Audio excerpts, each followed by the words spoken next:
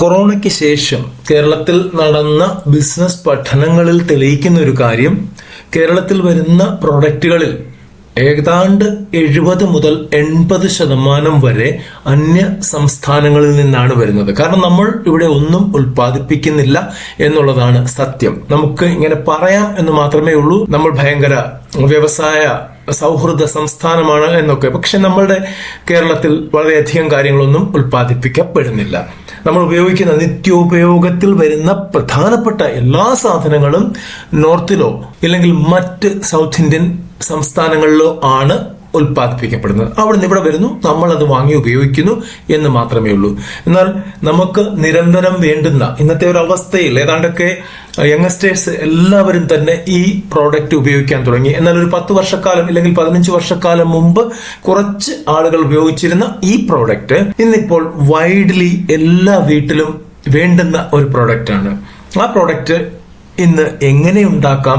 കേരളത്തിലും വേണമെങ്കിൽ അതിന്റെ ഫാക്ടറി സെറ്റപ്പ് ചെയ്യാം, ചെറിയ രീതിയിലും ഉണ്ടാക്കാം. അതെങ്ങനെയാണ്, അതിന്റെ ഇൻഗ്രീഡിയൻസ് എന്താണ്, എത്ര അനുപാതത്തിൽ എടുക്കണം, എങ്ങനെയാണ് അത് ചെയ്യേണ്ടത്, എങ്ങനെയാണ് അത് മാർക്കറ്റ് ചെയ്യുന്നത് എന്നുള്ള കാര്യങ്ങളാണ് ഇവിടെ പറയുന്നത്. ഈ പ്രോഡക്റ്റ് സത്യം പറഞ്ഞാൽ നമ്മൾ ഞെട്ടിപ്പോകും. 3-4 ഹൈഫൈ കമ്പനികളുടെ കയ്യിലാണ് ഈ പ്രോഡക്റ്റ് ഇപ്പോൾ ഇരിക്കുന്നത്. എന്നാൽ നോർത്തേൺ സൈഡിലോട്ട് പോയി കഴിഞ്ഞാൽ ഇതൊരു കുടിൽ വ്യവസായമായിട്ട് ചെയ്യുന്നുണ്ട്. എവിടെ നോക്കിയാലും ഇത്തരത്തിലുള്ള പ്രോഡക്റ്റുകൾ കുടിൽ വ്യവസായമായിട്ട് ലഭിക്കുന്നുണ്ട്. നമ്മുടെ നാട്ടിൽ അതിനുള്ള സംവിധാനങ്ങൾ ഇല്ലാത്തത് കൊണ്ടാണ് നമുക്കത് ചെയ്യാൻ കഴിയാത്തത്. ആ പ്രോഡക്റ്റിന്റെ പേരാണ് ഷൂ പോളിഷ്. ഷൂവിനെ കുറിച്ചോ ഷൂ പോളിഷിനെ കുറിച്ചോ ഞാൻ ഇവിടെ ഒന്നും പറയുന്നില്ല. ഷൂ പോളിഷ് 2 തരത്തിലാണ് സാധാരണഗതിയിൽ വരുന്നത്. ഒന്ന് ബ്ലാക്ക് വരുന്നുണ്ട്, 2 ടാൻ വരുന്നുണ്ട്. ടാൻ എന്ന് പറയുമ്പോൾ ആ ബ്രൗൺ കളറിലെ വരുന്നുണ്ട്. ഈ പോലീസുകാരൊക്കെ ഉപയോഗിക്കുന്ന ഷൂവിന്റെ ടൈപ്പിലുള്ളത് വരുന്നുണ്ട്. പിന്നെ വരുന്നത് ഒന്ന് നോർമൽ ആണ്, ന്യൂട്രൽ ആയിട്ട് കളർലെസ് ആയിട്ട് വരുന്നുണ്ട്. അപ്പൊ നമ്മളിവിടെ ബ്ലാക്കും ടാനും മാത്രമേ പറയുന്നുള്ളൂ. അപ്പോൾ ഈ പ്രോഡക്റ്റ് നമുക്ക് ഉണ്ടാക്കിയാൽ, നമുക്കത് പാക്ക് ചെയ്താൽ, നമുക്ക് നമ്മളുടെ കടകളിൽ കൂടെ തന്നെ, മെയിൻലി ഇത് ചെരുപ്പ് കടകളിൽ കൂടിയാണ് പോകുന്നത്, അല്ലെങ്കിൽ മറ്റുള്ള കടകളിലും ഇത് വിൽക്കപ്പെടുന്നുണ്ട്, നമുക്ക് വിൽക്കാവുന്നതാണ്. അല്പം നല്ല രീതിയിൽ മാർക്കറ്റ് ചെയ്യണം എന്നത് മാത്രമേ ഉള്ളൂ.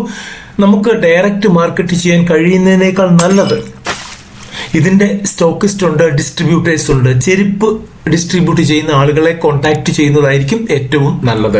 അവർക്ക് നല്ലൊരു മാർക്കറ്റ് അറിയാൻ കഴിയൂ, നല്ലൊരു രീതിയിൽ ഇത് മാർക്കറ്റ് ചെയ്യാൻ കഴിയും. അപ്പോൾ ഇതിന്റെ നിർമ്മാണ രീതിയെക്കുറിച്ചാണ് നമ്മൾ ഇനി വിവരിക്കാൻ പോകുന്നത്. അതിനെന്തൊക്കെ ഘടകങ്ങൾ വേണ്ടിവരും എന്നുള്ളത് കൃത്യമായിട്ട് ഇവിടെ പറയുന്നുണ്ട്. പക്ഷേ അതും ഒരു ആനുപാതികമായിട്ടുള്ള കാര്യമാണ്. നിങ്ങൾ മാർക്കറ്റ് സ്റ്റഡി ചെയ്തെങ്കിൽ മാത്രമേ കാര്യങ്ങൾ വ്യക്തമായിട്ട് നടക്കുകയുള്ളൂ. അപ്പോൾ നമുക്ക് ആ കണക്കുകളിലേക്ക് ഒന്ന് പോകാം. ഇവിടെ ഏറ്റവും ആദ്യം വേണ്ടത് പാരഫിൻ വാക്സ് ആണ്, അല്ലെങ്കിൽ ബീസ് വാക്സ് എന്ന് പറയും. അതാണ് വേണ്ടത്. അതാണ് ഇതിന്റെ മെയിൻ ഘടകം. അത് നമുക്ക് വേണ്ടത് 40% മുതൽ 60% വരെ എടുക്കാൻ പറ്റും ടോട്ടൽ മിക്സ്ചറിന്റെ. നെക്സ്റ്റ് വേണ്ടത് സോൾവെന്റ് ആണ്. അത് നമുക്ക് ടർപ്പന്റൈൻ എടുക്കാം, ഇല്ലെങ്കിൽ ഏതെങ്കിലും മിനറൽ സ്പിരിറ്റ് എടുക്കാവുന്നതാണ്. സോൾവെന്റ് ഇത് ഈ വാക്സ് ഡിസോൾവ് ചെയ്യാൻ വേണ്ടിയാണ് ഉപയോഗിക്കുന്നത്, ഇല്ലെങ്കിൽ മറ്റുള്ള മെറ്റീരിയലുകൾ ഡിസോൾവ് ചെയ്യാൻ വേണ്ടിയാണ് ഉപയോഗിക്കുന്നത്. അപ്പോൾ ഈ പോളിഷ് വളരെ എളുപ്പത്തിൽ അപ്ലൈ ചെയ്യാൻ പറ്റും, ഇല്ലെങ്കിൽ സ്പ്രെഡ് ചെയ്യാൻ പറ്റും. ഓക്കെ, ഇത് വേണ്ടത് 20% മുതൽ 40% വരെയാണ് ടോട്ടൽ മിക്സ്ചറിന്റെ. ഇനി വേണ്ടത് പിഗ്മെന്റ്സ് ആണ്. നമുക്ക് ബ്ലാക്ക് ഷൂ പോളിഷിന് വേണ്ടത് കാർബൺ ബ്ലാക്ക് ഇല്ലെങ്കിൽ ലാംപ് ബ്ലാക്ക് എന്ന് പറഞ്ഞ പിഗ്മെന്റ് നമുക്ക് ലഭിക്കും. ആ സാധനമാണ് വേണ്ടത്. അപ്പോൾ ഇതിന്റെ പ്രൊപ്പോർഷൻ എന്ന് പറയുന്നത് 5 തൊട്ട് 10% വരെയാണ് ടോട്ടൽ മിക്സ്ചറിൽ. ഇത് നമുക്ക് വേരി ചെയ്ത് നിൽക്കും.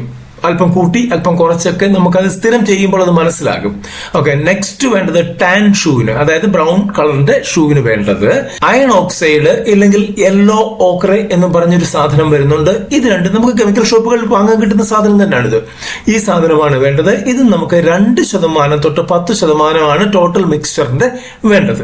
അടുത്തത് കണ്ടീഷനിങ് ഏജൻസ് ആണ്. ആ കണ്ടീഷനിങ് ഏജൻസ് എന്ന് പറഞ്ഞാൽ നമ്മൾ ഈ ഷൂ പോളിഷ് ചെയ്യുമ്പോൾ അതിന് കൂടുതൽ തിളക്കം വരാൻ വേണ്ടി, ഇല്ലെങ്കിൽ അതൊന്ന് നറിഷ് ചെയ്യാൻ വേണ്ടി ഉപയോഗിക്കുന്ന പ്രോഡക്റ്റ് ആണ്. ലെതർ നറിഷ് ചെയ്യാൻ വേണ്ടിയാണ് ഇത് ഉപയോഗിക്കുന്നത്.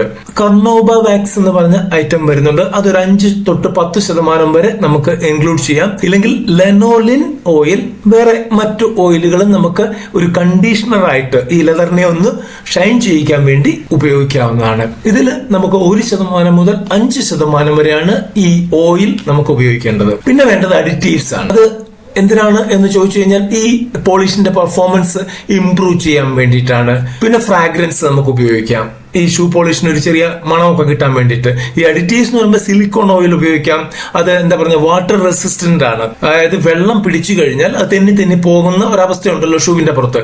അപ്പം വാട്ടർ റെസിസ്റ്റൻസിൽ അത് കൂടാതെ തന്നെ സ്മൂത്ത് ഫിനിഷ് കിട്ടാനും സിലിക്കോൺ ഓയിൽ നല്ലതാണ്.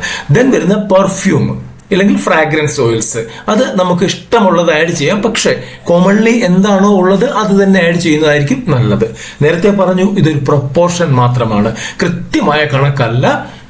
കൃത്യമായിട്ടുള്ള കണക്ക് ഒരു കമ്പനിയും നമുക്ക് പ്രൊവൈഡ് ചെയ്യില്ല. ഇത് നമുക്ക് മിക്സ് ചെയ്ത് നോക്കുകയേ തരമുള്ളൂ. ഇല്ലെങ്കിൽ അത്രയും വലിയ അതിനെക്കുറിച്ച് അറിവുള്ള കെമിസ്റ്റുമായിട്ട് സംസാരിക്കുന്നതായിരിക്കും നല്ലത്. ഇല്ലെങ്കിൽ അവരുടെ സേവനം തരപ്പെടുത്തുന്നതായിരിക്കും നല്ലത്. മനസ്സിലായോ? അപ്പം അങ്ങനെ ചെയ്ത് കഴിഞ്ഞാൽ നമുക്ക് കൃത്യമായിട്ടുള്ള ഒരു കാര്യം ലഭിക്കുന്നതാണ്. അപ്പോൾ ഇവിടെ നമ്മൾ പറഞ്ഞത് ഇതിന്റെ ഒരു കൂട്ട് പ്ലസ് എങ്ങനെ വിതരണക്കാരെ കണ്ടെത്താം എന്നുള്ള കാര്യങ്ങൾ മാത്രമാണ്. ഈ കെമിക്കൽസിന്റെ റേറ്റ് വേരി ചെയ്ത് നിൽക്കും. അപ്പോൾ കൃത്യമായിട്ടുള്ള കണക്ക് എടുത്തതിന് ശേഷം, ഇത് സ്റ്റഡി ചെയ്തതിനു ശേഷം നിങ്ങൾ DICയുമായിട്ട് ബന്ധപ്പെടുകയാണെങ്കിൽ അവർ നമുക്ക് കൂടുതൽ ഗൈഡ് ലൈൻസ് തരും, നമ്മളെ കൂടുതൽ ഹെൽപ്പ് ചെയ്യും. അങ്ങനെ ഒരു സെറ്റപ്പ് നമുക്ക് കേരളത്തിൽ ഉണ്ടാക്കിയെടുക്കാൻ അവർ സഹായിക്കുക തന്നെ ചെയ്യും.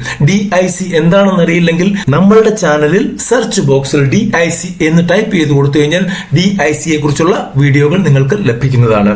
ഡിസ്ട്രിക്ട് ഇൻഡസ്ട്രീസ് സെന്റർ ആണ് DIC. വ്യവസായ വകുപ്പിന്റെ അണ്ടറിൽ പ്രവർത്തിക്കുന്ന ജില്ലാതല ഓഫീസുകളെയാണ് DIC എന്ന് പറയുന്നത്.